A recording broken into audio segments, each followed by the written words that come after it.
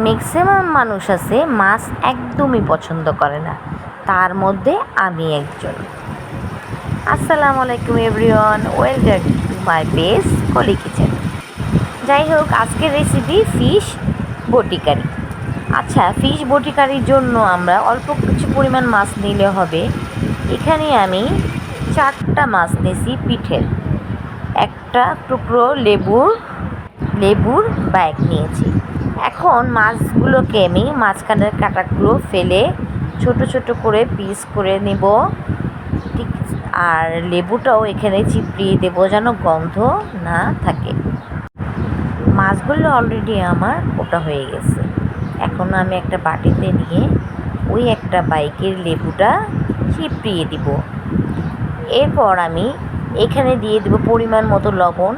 পরিমাণ আমি বললাম না, কারণ কেউ বেশি খায় কম খায়। ধনের গুঁড়া, ভাজা জিরের গুঁড়ো, আর পরিমাণ মতো হলুদের গুঁড়ো। এখানে হাফ টেবিল চামচ আছে মরিচের গুঁড়ো। আপনারা যে যেমন খান তেমনই দিবেন। আমি যে ঝালটা একটু পছন্দ করি তো একটু এখানে কম দিলেও হয়ে যায়, আমি একটু বেশি দিই। আদা রসুন বাটা এটা পরিমাণ মতো যার যার, কিন্তু এখানে এর চেয়ে বেশি দিলে তো গন্ধ করবে। এখন আমি ফিশগুলো যে বটি করে নিয়েছি এটা ভালো করে মেখে 2 ঘন্টার জন্য রেখে দেব।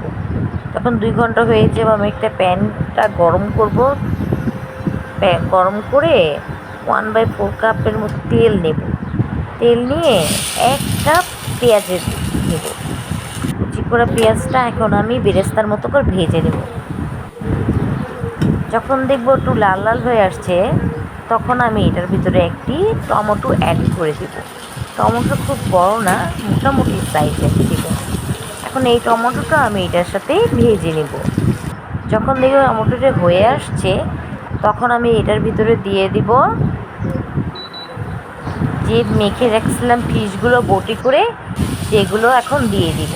এখন একটু সামান্য কষিয়ে নেব 2-3 মিনিট, কারণ এটাতে একটু যে পরিমাণে তেল আছে। আমি কিন্তু তেলটা একটু কম দিচ্ছি, কারণ এই মাছে প্রচুর পরিমাণে তেল বের হয়, আর ইদানিং গরমের কারণে তেলটা একটু কমই খাওয়া পড়তেছে।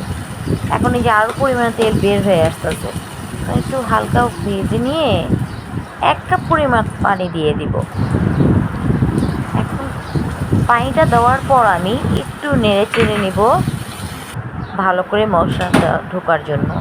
এখন আমি এটাকে ঢেকে দিব যেন মশলাটা আর একটু ভালো করে ঢোকে। এইটা রান্না করতে বেশি সময় লাগে না, আমি একটু পর পরে দেখতেছি, কারণ ইন্ডাকশন চুলা আবার লেগেও যায়। কয়েকটা আপনি কাঁচামরিচ দিয়ে দিতে পারেন, লাস্টও দিতে পারেন, আবার আগেও দিয়ে দিতে পারেন, সমস্যা নেই। যারা ঝাল বেশি খায় বা মরিচের গুঁড়ো কম খায়, ঠিক আছে। জিরের গুঁড়ো দিতে, আবার আদা রসুন বাটাটা আবার না দিলেও চলে, এটাও স্কিপ করা যায়। হয়ে গেল আমাদের বটি ফিশ কারি।